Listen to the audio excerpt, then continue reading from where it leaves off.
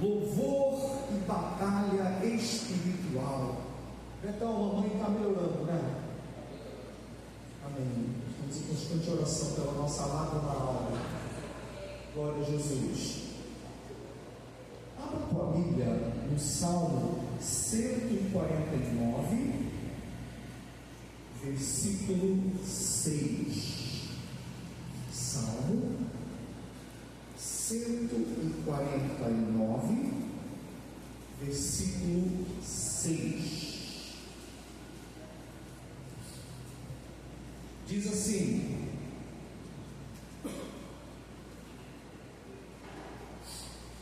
estejam na sua garganta os altos louvores de Deus, e na sua mão espada de dois gumes.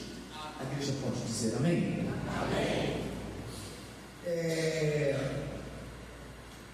Nós estamos falando sobre batalha espiritual, e é o terceiro encontro, não consecutivo, né? Mas é o terceiro encontro desse tema. E eu propus aos irmãos nós estudarmos sobre louvor e batalha espiritual. Se os irmãos prestaram atenção, antes de nós termos falado de batalha, nós falamos de discernimento espiritual.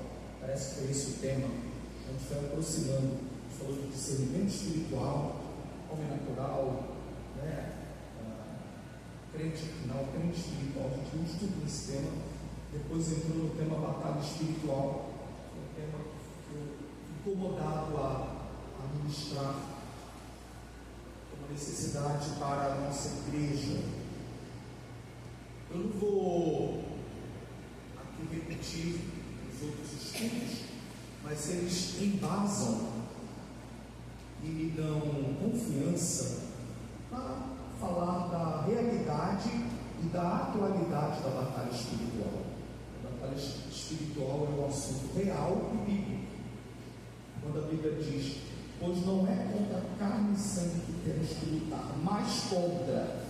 Quando Paulo escreve isso, ele está dizendo contra o que ou contra quem não temos que lutar, mas contra quem temos que lutar. Então, o apóstolo Paulo, por isso, está dizendo que há uma batalha no nível espiritual. Não é contra carne e sangue que temos que lutar. Nós não somos inimigos de carne e sangue, mas esse mais, porém, todavia, contudo, entretanto, mais contra as hostes espirituais. Paulo está dizendo: há uma batalha. Amém? Amém. Obrigado, meu irmão. Deus te abençoe. Né? Ele está dizendo: há uma realidade da batalha. A batalha espiritual, então, é um assunto bíblico e atual. Deve ser ensinado pela igreja. Claro que existem os extremos da batalha. Eu falei isso já em outros estudos. Aqueles que vêm batalha em tudo. E eu expliquei isso muito bem, que acho que tudo é demônio, tudo. A gente orienta bem isso aqui. Nem toda enfermidade é demônio, nem tem coisas que a gente passa por falta de prudência mesmo, por falta de equilíbrio, né? Batalhas que vêm, que são nossas. Não coloque nem Deus nisso, nem o diabo nisso. O diabo se aproveita. Então a gente não vai dizer que tudo é a batalha espiritual, no sentido de serem os demônios. Mas também existe aquele outro extremo que não vê batalha em nada, né? Tudo tem a sua explicação no mundo natural, né? Muitos teólogos chamados tradicionais interpretam tudo no mundo racional, que não há, esse é um outro extremo também. Nós temos que ter uma posição bíblica centralizada, equilibrada, de que há sim, né, uma batalha espiritual. E a gente viu, eu já estou resumindo, né? 3 níveis da batalha espiritual, né? A batalha contra a natureza caída é um nível de batalha, não é isso? Outro, a batalha contra este sistema, contra este mundo ímpio, é um outro nível de batalha. E o terceiro, a batalha contra as hostes espirituais da maldade, contra o diabo, contra os demônios. Nós também já vimos isso. O Salmo 149 nos fala: estejam na sua garganta os altos louvores de Deus, e na sua mão espada de dois gumes. É claro que a interpretação textual deste versículo é a relação dos louvores que Israel sempre deveria tributar ao Senhor, exaltar ao Senhor e glorificar ao Senhor por ser o Deus que dá vitória nas pelejas e nas batalhas. E a batalha ali era literal, guerra literal. Os povos antigos pelejavam, guerreavam muito. E assim como os outros povos atribuíam aos seus deuses, povos politeístas, atribuíam aos seus deuses as vitórias alcançadas, o povo de Israel atribuía ao único Deus verdadeiro a vitória nas batalhas. E Deus falava por meio de seus profetas: nessa batalha eu estou com o povo. Muitos ainda não entendem porque Deus permitia essas batalhas. E tinha batalhas que Deus era até bem severo. Passa a espada em todo mundo, já leram isso? Passa a espada em todo mundo. Era um contexto veterotestamentário. Não tenho tempo para explicar isso aqui agora, mas é claro que quando o salmista, essa última parte dos salmos são as chamadas doxologias, palavras de glória, palavras de glorificação, né? E o salmista, ele está dizendo ao pé da letra: louvor na garganta e espada na mão. Adoração de Jeová na garganta, espada de guerra na mão. Ou seja, diretamente uma relação entre louvor e batalha. É claro também que nós, como igreja, não pegamos ao pé da letra essa batalha contra carne e sangue. Nós, no Novo Testamento, temos de Deus e da sua palavra a interpretação contra quem é a nossa batalha. E só você ver os outros vídeos sobre batalha espiritual que a gente fala disso. Quando Paulo fala em Efésios, que é o texto base de todo esse estudo sobre batalha, pois não é contra carne e sangue que temos que lutar, o apóstolo Paulo está dizendo: a nossa batalha não está no nível material, no nível humano, não é contra ser humano a nossa batalha. Então, primeiro, os nossos irmãos em Cristo não são os nossos inimigos. A começar da nossa igreja, o irmão do outro departamento não é o teu inimigo. O irmão, às vezes, não está te compreendendo bem, não é o teu inimigo, né? Mas o irmão da outra igreja também não é o teu inimigo. O irmão da outra denominação não é o teu inimigo. O missionário do navio Logos Duros era um navio missionário que andava pelo mundo. Esses irmãos lembram, na década de 90 tinha esse navio missionário, né? Só teve nele, né? Então, aí o pastor missionário, não sabe, lá nos Estados Unidos tinha essa questão da disputa entre metodistas e metodistas e batistas, uma coisa assim, né? Aí numa cidade interior, ele falando como defender a unidade na batalha. E numa cidade interior, essa desavença entre denominações era tão grande que não podia visitar uma igreja do outro e nem sepultar, né? Aí tinha um irmão metodista, parece que tinha falecido, e o pastor dele, que era o pastor Batista, não estava perto. Aí ele foi perguntar no concílio, foi o irmão metodista que faleceu, não é isso? Aí ele foi perguntar, a ordem que eu estou falando aqui, né? Foi perguntar ao seu pastor superior se ele podia sepultar um metodista. Aí ele falou, claro, você pode sepultar todos os metodistas que você achar. Como que dizendo, nós somos inimigos, né? Claro que ele falou isso no tom de, né? Que não seja assim, porque o nosso inimigo não é o nosso irmão da outra denominação. Amém, irmãos? Amém. Se alguém disser, se alguém disser, pastor, está sabendo que a igreja está crescendo? Se for para falar, para me entristecer, não vai. Porque eu vou dizer, amém, é menos gente no inferno, certo? Está sabendo lá que está crescendo, glória a Deus, glória a Deus, né? É claro, existe posicionamento. Bem falou o pastor Everaldo aqui, ele fundou o trabalho do nada, a obra missionária, a obra cresceu, teve um número grande de... Você lembra ele falando aqui domingo? O camarada simplesmente, fez rebelião, percebia que não ia poder tirar ele do pastorado, levou todo mundo.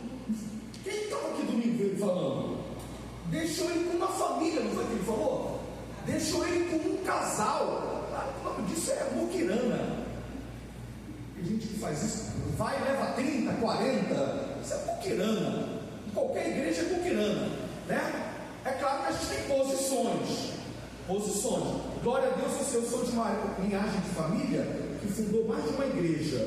Mas meu pai, quando fundou, levou a família, só a família.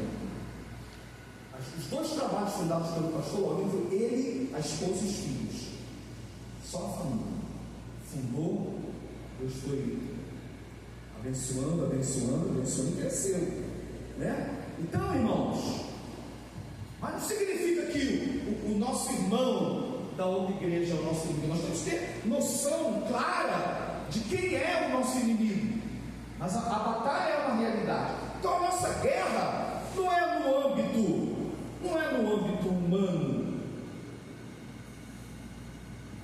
Então a nossa aplicação, estejam na sua garganta os altos louvores de Deus e na sua mão espada de dois gumes, aponta para a batalha espiritual, aponta para a guerra espiritual. Porque nós não temos uma guerra ao pé da letra hoje contra seres humanos, né? E contra o ímpio, a Bíblia diz: se depender de vós, tem de paz todos. Tem de paz todos os homens, né? Mas é verdade a exegese que quando diz estejam na sua garganta os altos louvores e na sua mão espada de dois gumes, é uma relação entre louvor e batalha.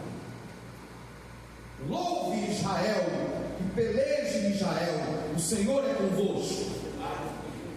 Louve a DCM, peleja a DCM, porque o Senhor é conosco.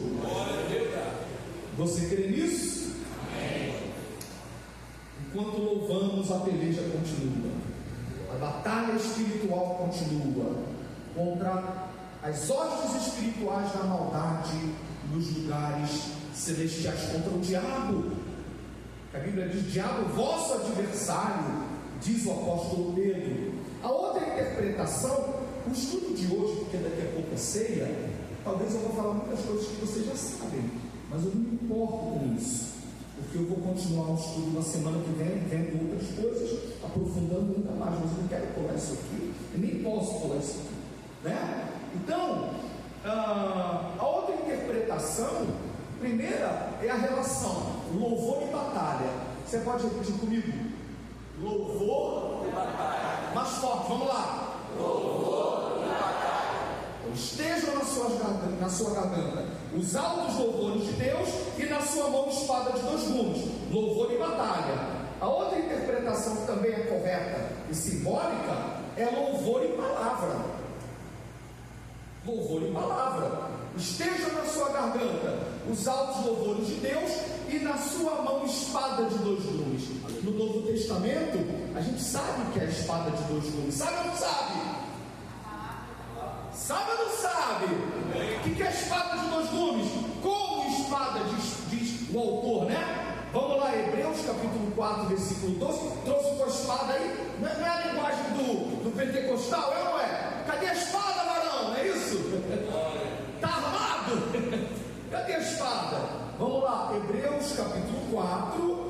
versículo 12.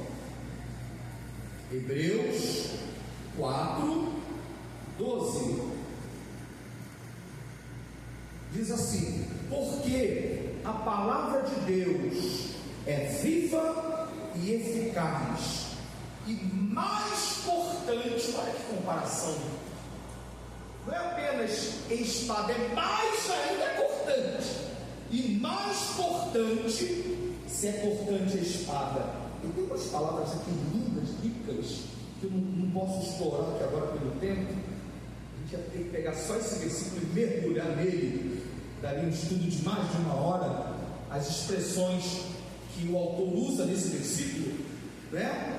Mais cortante do que qualquer espada de 2 gumes, e penetra até a divisão da alma e espírito, de juntas e medulas, e é apta para discernir os pensamentos e intenções do coração.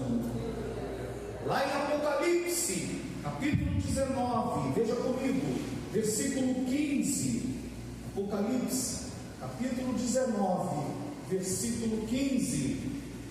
O apóstolo João escreveu no livro da Revelação,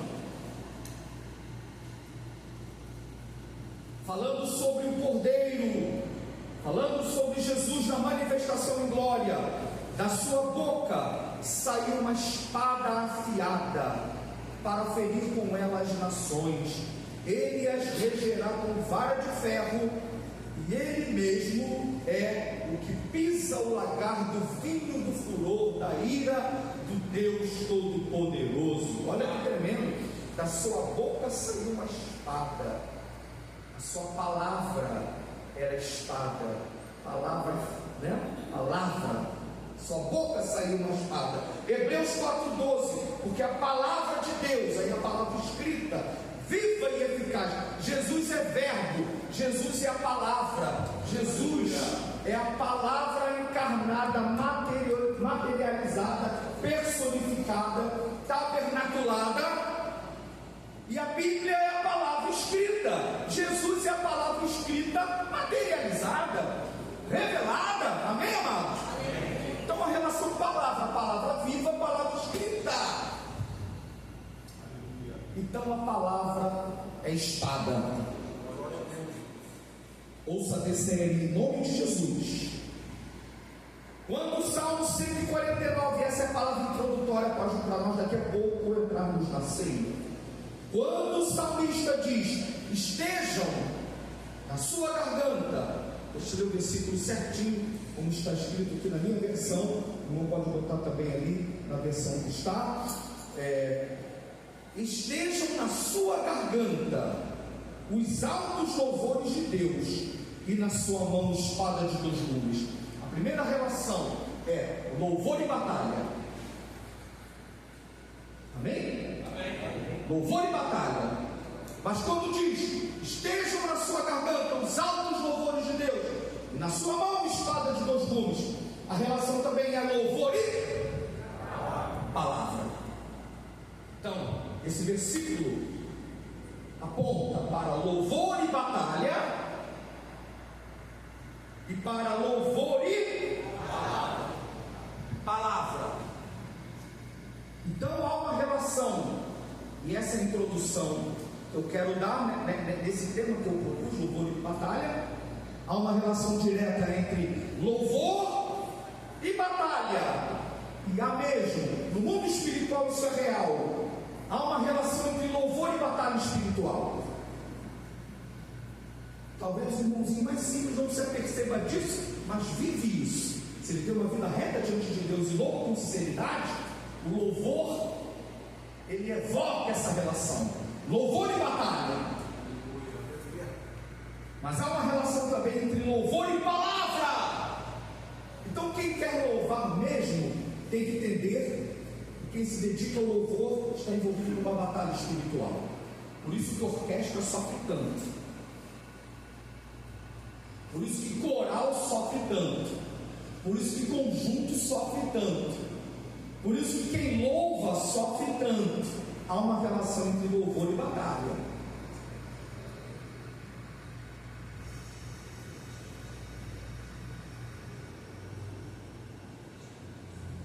Ministério de louvor congregacional. Uma vez estávamos fazendo ar livre, estou com saudade de um, já estou para marcar um aí. Queriam fazer uma sexta-feira, ótimo esses ar livres que eles fazem sexta-feira, mas eu pedi para segurar. Em unidade, a gente vai marcar uma praça. Uma quinta-feira dessa. Quero crer que vai ser esse ano ainda. Esse ano ainda. Aí, nós estávamos fazendo um ar livre, foi em 1990, alguma coisa, aqui na praça. Aí, uma pessoa viu uma bola de fogo descendo, você sabe aquela coisa disso? Uma bola de fogo descendo, em cima da gente que estava ministrando e parou. A pessoa fica com os olhos abertos. É o ministério de louvor, uma bola de fogo assim, depois ela dissolveu. Foi uma noite de uma livre muito abençoada. E quantas outras manifestações sobrenaturais espirituais a gente sabe acerca disso? Mas também, quem louva tem que entender que precisa de uma relação profunda com a palavra. Orquestra Tetelestai, esteja na sua garganta no sopro do seu fôlego os altos louvores dos instrumentos, mas esteja, posso dizer isso que o nosso maestro gosta de palavra, mas esteja nas suas mãos a espada de dois gumes. Coral, estejam nas suas gargantas os altos louvores de Deus, mas na tua mão, espada de dois gumes. Culto de ensino, sim. Escola dominical, sim. Leitura bíblica, sim. Não vai me convencer de que não seja pré-requisito quem canta ter que vir a culto de ensino, a escola dominical, ler a palavra, amar estudo bíblico, ministério de louvor. Aliás, isso aqui, quando essa igreja foi fundada, era pré-requisito.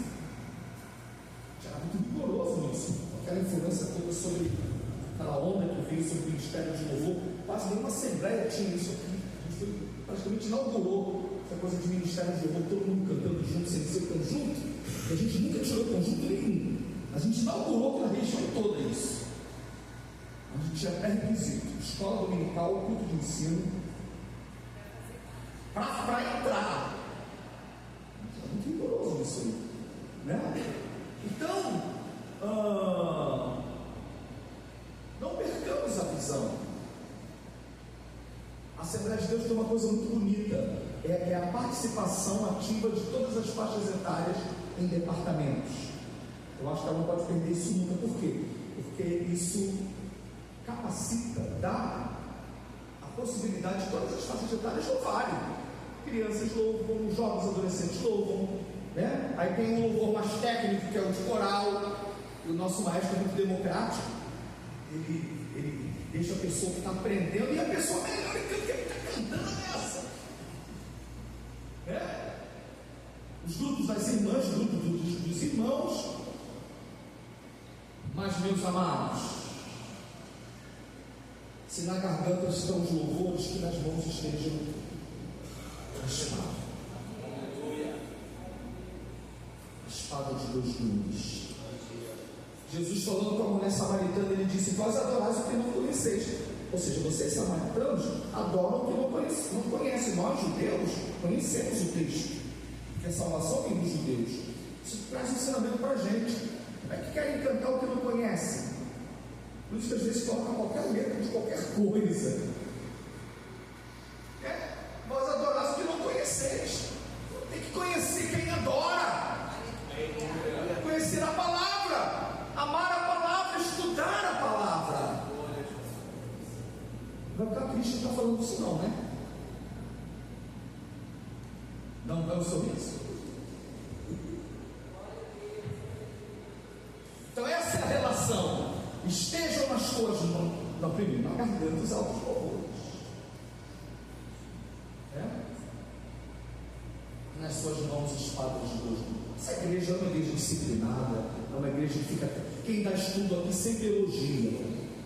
Quem vem de fora dá estudo aqui sempre elogia. Essa igreja que gosta de ouvir a palavra até o final, fica até o final, preste atenção na palavra.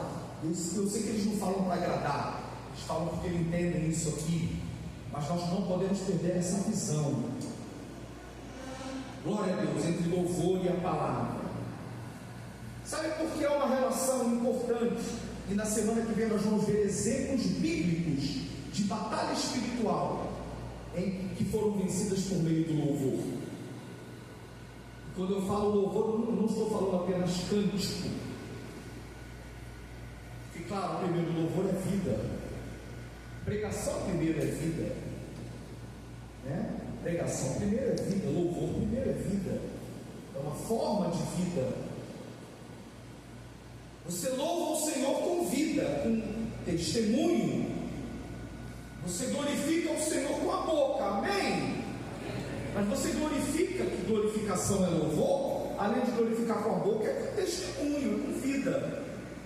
Às vezes a pessoa não consegue dar um glória a Deus tão alta, mas a vida, o testemunho dela já glorifica, grita! É ou não é? Tem pessoas que só o modus vivente dela já grita, glorificando o Senhor. Claro, é melhor dar glória também. Mas você glorifica também fazendo a obra. Jesus não falou isso na oração sacerdotal? Eu glorifiquei-te na terra. De que maneira? Cumprindo a obra que me deste para fazer. É isso aí. Eu te glorifiquei fazendo a obra, Pai. Uma maneira de você glorificar Deus é fazendo a obra. Quer glorificar Deus? Abre a boca sim, dê glória, porque a Bíblia diz que no seu templo tudo diz glória. Vamos dar uma glória mais penteca aí. No seu templo tudo diz glória. Isso. Aliás, esse congresso de jovens adolescentes, meu Deus, coisa linda, né? Mas glorificamos a Deus fazendo a sua obra. Louvado seja Deus. Louvor, seja o ainesis no grego, que é o louvor, né? O elogio, ou seja, o eulogel, que é bem dizer, enaltecer. Então são duas palavras principais, o ainesis e o eulogel, de onde vem bendito, elogio, né? Ou seja, a adoração, que é a latreia, que é o serviço de culto. Latreia, o serviço de culto, ou a adoração, ou seja, o proscúneo, que literalmente é a prostração. Proscúneos, literalmente é se prostrar. É bem típico no oriental, né? Então, seja a latreia, que é o serviço de culto, ou seja, o proscúneo, que é a prostração ao Senhor. Por isso que nós pentecostais temos alguns costumes que não podemos perder, e não é religiosidade não, aquela coisa bonita do assembleano chegar na igreja, a primeira coisa que faz é o quê?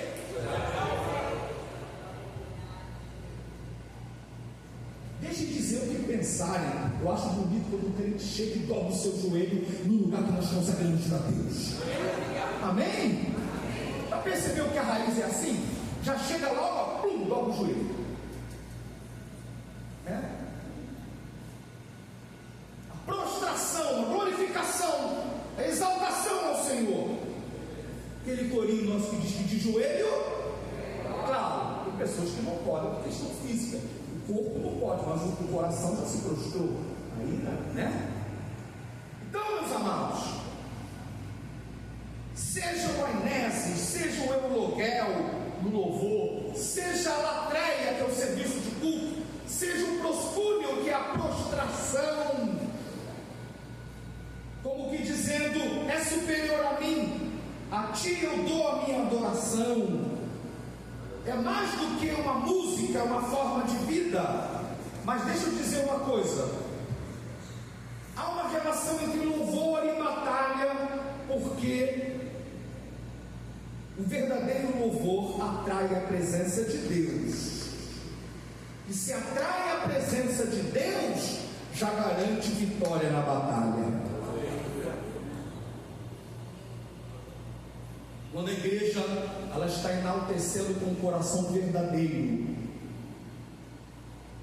Coisas espirituais acontecem, e na batalha espiritual, vidas são libertas, demônios podem ser expulsos, pessoas com o coração endurecido podem ter o coração aquebrantado. Alguém já experimentou isso alguma vez? Ou já soube de algo semelhante? Uma igreja com um louvor verdadeiro, puro, e a pessoa já entra no local e diz: tem algo diferente aqui dentro. É bom nós termos a melhor música que pudermos ter, melhor afinação, melhor vocal. É bom termos isso tudo, um tom que seja bom para todos, não só para quem tem 18, 20, para quem tem 80, 70. A igreja tem isso tudo, mas o mais importante é que o nosso louvor atraia a presença de Deus. Porque se ela atrai a presença de Deus, coisas sobrenaturais acontecem. Sim, a salvação de uma alma é a maior expressão do sobrenatural, é ou não é? A salvação verdadeira de alguém que entendeu que tem que nascer de novo, entregar a sua vida.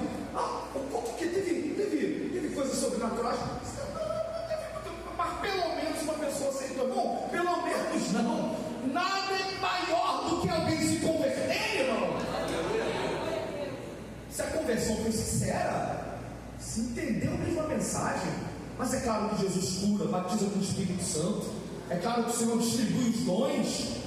E tudo que é maligno é expulso, e a igreja vence batalha. Isso é tão verdade, que se chega uma pessoa com o intuito de entregar tudo, desviar da igreja, aí o diabo faz tudo para não ir na igreja. Sabe por quê? Eu já li mais de uma vez aqui, uma vez eu falei isso, e o pastor me disse: rapaz, isso aqui é profundo demais, que coisa. Que a igreja é canal da multiforme sabedoria de Deus. Já li isso mais de uma vez aqui, vamos lá rapidinho. Vamos lá, abre a Bíblia em Efésios. Parece-me, bendito seja o nome do Senhor, parece-me, capítulo 3, Efésios, capítulo 3, versículo 10. Olha o que Paulo diz: para que agora a multiforme sabedoria de Deus seja manifestada por meio da igreja aos principados e potestades das regiões celestiais. Paulo está afirmando, dentro do contexto que não dá tempo de ler, que a igreja, é claro, a multiforme sabedoria de Deus revelada, em princípio, é a própria revelação do Evangelho, na pessoa de Jesus Cristo. Mas há segredos ocultos em Deus, que vem fresquinho do céu, direto para a igreja, e os anjos sabem por meio da igreja. Já imaginou isso? Que coisa maravilhosa no mundo espiritual. Aí a pessoa sai de casa pensando: eu vou lá falar para o pastor que eu não quero mais ficar na igreja não, ou que quero entregar no departamento, eu não quero mais nada com nada. Aí entra, a batalha está muito grande, não estou aguentando não, chega. Aí senta lá no finalzinho, não aguento mais nada. Aí Jesus é soberano, usa quem Ele quer, da maneira que Ele quer, na hora que Ele quer.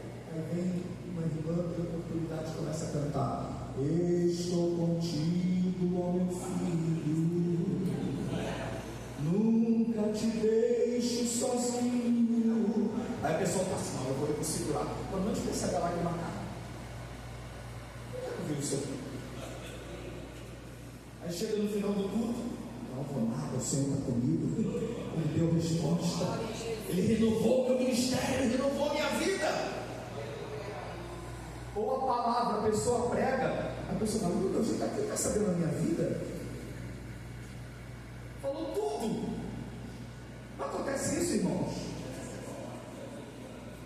você está com uma causa, quando você está aqui, o Senhor está trabalhando, depois chega a notícia, o Senhor te deu a vitória. Sabe que isso é louvor, batalha.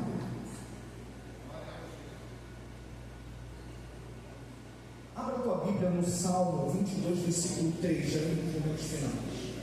Salmo capítulo 22, versículo 3. Contudo, tu és santo, entronizado sobre os louvores de Israel. Aquela versão diz: porém, tu és santo, tu que habitas entre os louvores de Israel. Outra versão diz: contudo, tu és santo, que habita sobre os louvores de Israel. Tem louvor que diz entronizado entre, entronizado sobre. Tem versão que diz habitas entre, habitas sobre. Mas duas verdades Davi, que é o autor desse salmo, está dizendo. A primeira é que existe uma relação tríade aqui, eu falei várias vezes isso aqui, de trono, santidade e louvor. Para que a igreja vença na batalha, não pode esquecer isso. Não pode ser qualquer louvor. O louvor verdadeiro atrai o trono de Deus. O trono de Deus não é algo estático. Essa é a segunda verdade. Deus estabelece o seu trono onde o seu nome é louvado. O trono de Deus não está fixo, parado apenas lá no céu.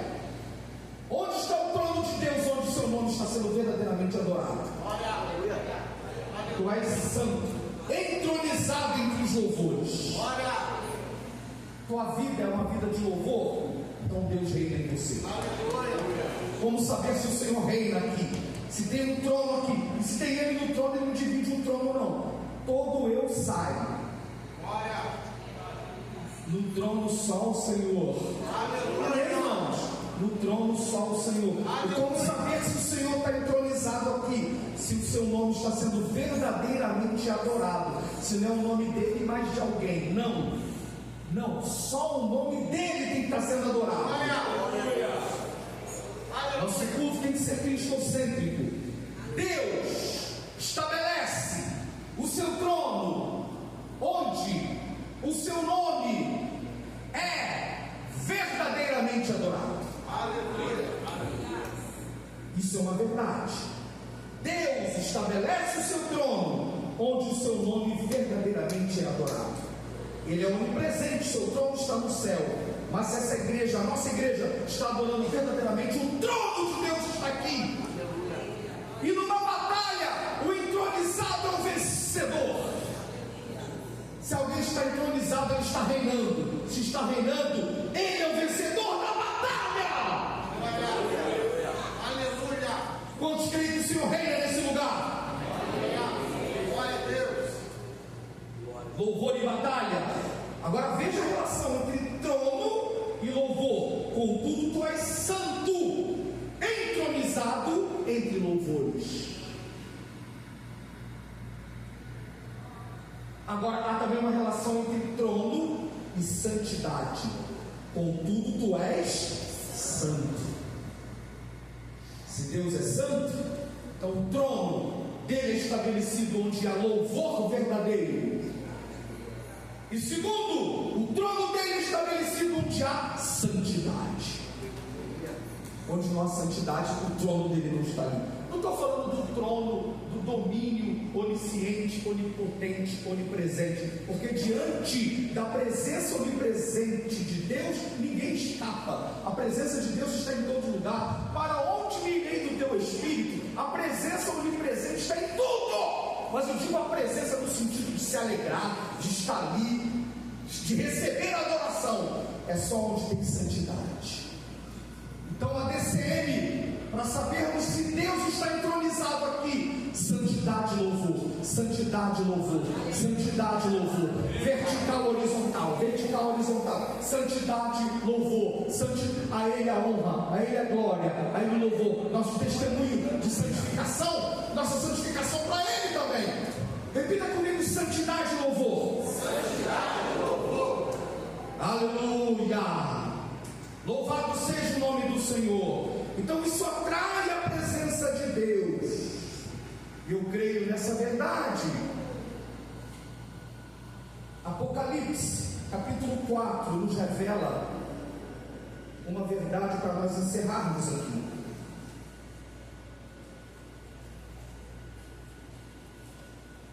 Acompanhe comigo Apocalipse 4. Vou ler a partir do 2. Imediatamente fui arrebatado em espírito, e eis que um trono estava posto no céu, e um assentado sobre o trono. E aquele que estava assentado era, na aparência, semelhante a uma pedra de jaspe e sárdio. E havia ao redor do trono um arco-íris semelhante na aparência a esmeralda. Havia também ao redor do trono 24 tronos, e sobre os tronos vi assentados 24 anciãos, vestidos de branco, que tinham nas suas cabeças coroas de ouro. E do trono saíam relâmpagos e vozes e trovões, e diante do trono ardiam 7 lâmpadas de fogo, aos quais são os 7 Espíritos de Deus. Também havia diante do trono como que um mar de vidro, semelhante ao cristal. E ao redor do trono, um ao meio de cada lado, 4 seres viventes cheios de olhos, um diante e um de trás. E o primeiro ser era semelhante ao leão, e o segundo ser semelhante ao touro, e o terceiro ser o rosto como de homem. E o quarto era semelhante a uma águia voando, e os 4 seres viventes tinham cada um 6 asas, e ao redor e por dentro estavam cheios de olhos, e não tem descanso nem de dia nem de noite, dizendo: Santo, Santo, Santo é o Senhor Deus, o Todo-Poderoso, aquele que era, e que é, e que há de vir. E sempre que os seres viventes davam glória e honra e ações de graças ao que estava sentado sobre o trono, ao que vive pelos séculos dos séculos, os 24 anciãos prostravam-se diante do que estava assentado sobre o trono e adoravam ao que vive pelos séculos dos séculos, e lançavam as suas coroas diante do trono, dizendo: Digno és, Senhor nosso Deus, Senhor nosso e Deus nosso, de receber a glória, a honra, o poder, porque tu criaste todas as coisas e por tua vontade existiram e foram criadas. O louvor começa no céu, começa com os 4 seres viventes. Está o trono do Deus Santíssimo, aqui é o Deus Pai. Ao seu redor havia 24 anciãos também em tronos com coroas. Vocês concordam com isso? Esses 24 anciãos, não vou entrar no mérito de quem eram, isso aqui é estudo de escatologia, mas 24 anciãos com coroas sentados em tronos, porque havia 24 tronos. Mas quando os anjos, que são 4 seres viventes, começaram a adorar ao que vive pelos séculos dos séculos, eles não ficam mais nos seus tronos, eles levantam dos seus tronos e se prostram, porque diante da majestade de Deus só eu tenho. E eles olham para as suas coroas e dizem: não, nós não somos dignos dela. E colocam as suas coroas ao pé do trono. E adoram aquele que vive e dizem: não, nós não somos dignos. Digno és, Senhor, de receber a glória, a honra, o poder, porque tu criaste todas as coisas e por tua vontade existiram e foram criadas. Onde o Senhor está reinando, só o nome dele é glorificado. Onde o Senhor está reinando, só Ele está no trono. Ou então Ele não estará no trono. Onde o Senhor está reinando, só Ele tem coroa. Ou então Ele não estará no nosso meio. Nós tiramos as nossas coroas e depositamos nas pés do trono. Digo: só tu és digno, Senhor. Aqui dentro só tu és digno de glória. Só tu és digno de louvor. Você pode levantar a mão e dizer: pastor,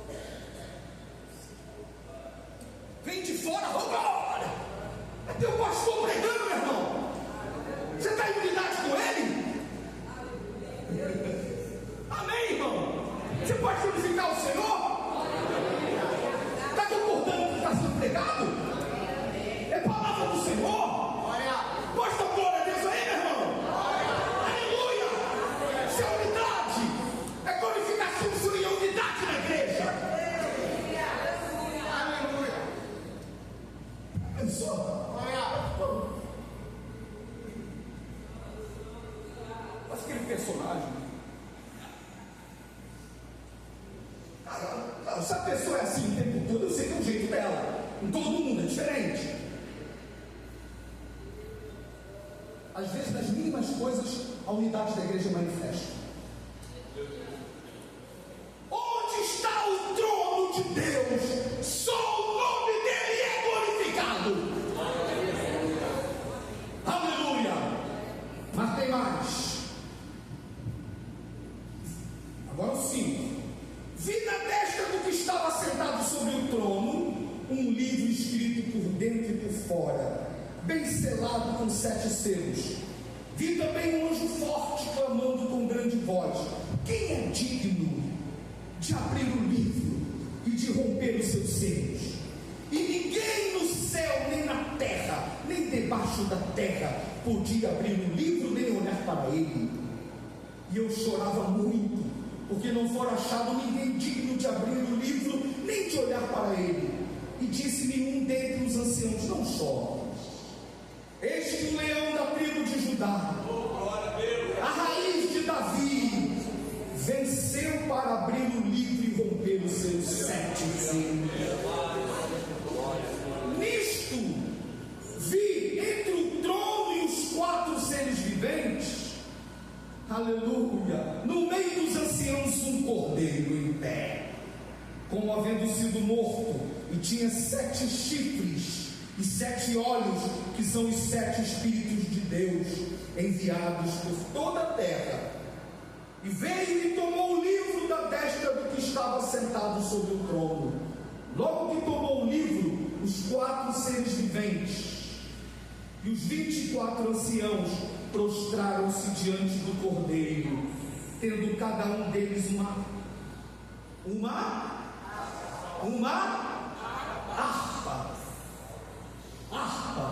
harpas e salvas, música, louvor, aleluia, e taças cheias de incenso, louvor e oração.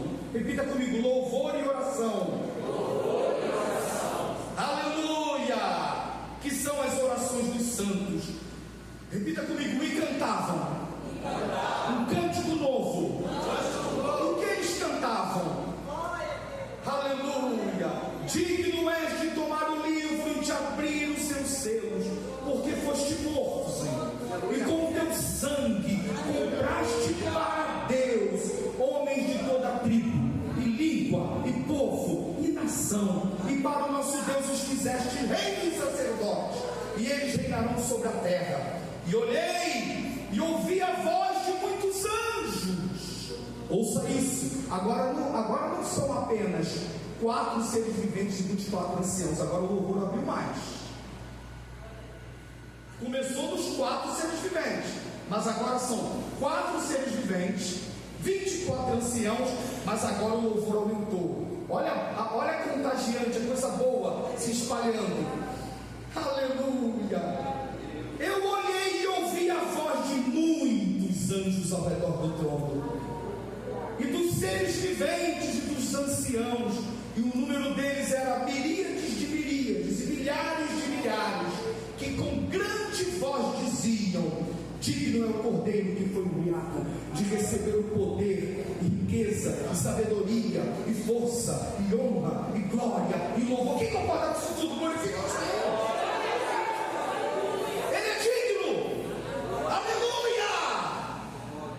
Ouvi também toda a criatura. Começou com 4 seres viventes, agora são 4 seres viventes, 24 anciãos, milhares e milhares de anjos, milhares e milhares de anjos, agora vai aumentar mais ainda. Toda a criatura que está no céu, na terra, debaixo da terra e no mar, e todas as coisas que neles há dizer, ao que está assentado no trono, está a Bíblia, e ao Cordeiro seja o louvor e a honra e a glória e o domínio. A igreja, a ti, Senhor, toda a honra, toda a glória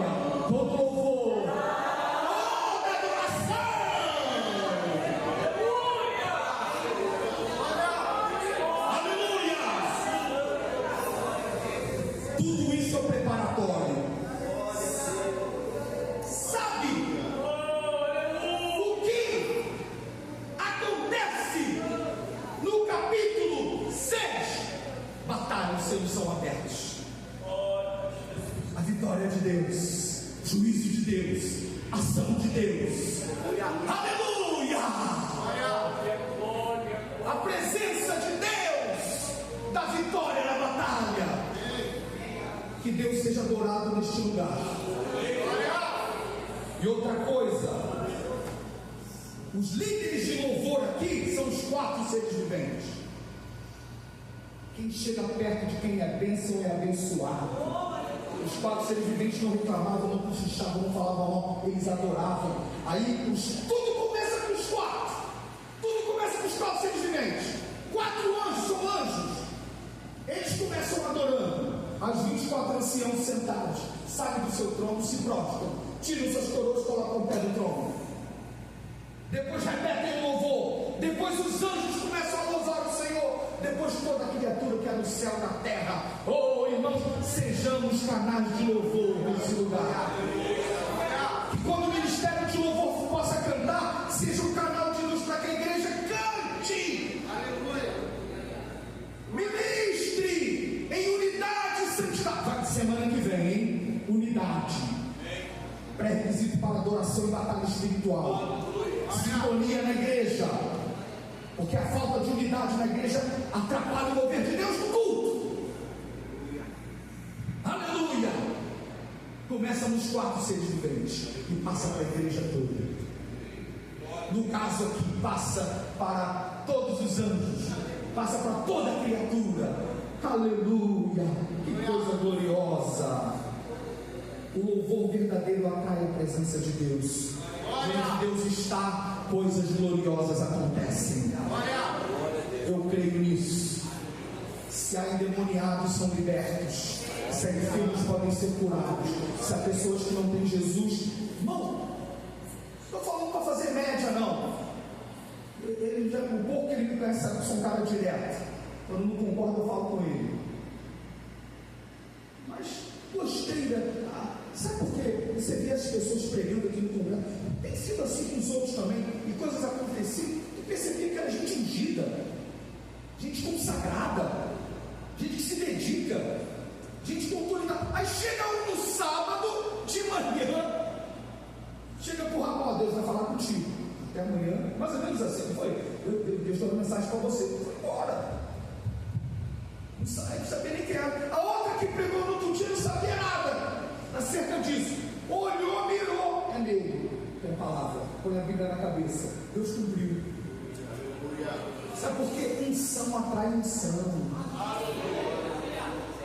Unção traz presença de Deus. Unção traz presença de Deus, irmãos. Louvor verdadeiro traz presença de Deus. Quantos querem presença de Deus nesse lugar? Glória de Deus nesse lugar. Glória a Deus. Louvor e batalha espiritual. Deus abençoe a DCM. Fiquemos de pé em nome de Jesus. Glória, a Ti honra, glória e louvor, Senhor, para todos sempre. Aleluia. Ouvidos amados obreiros.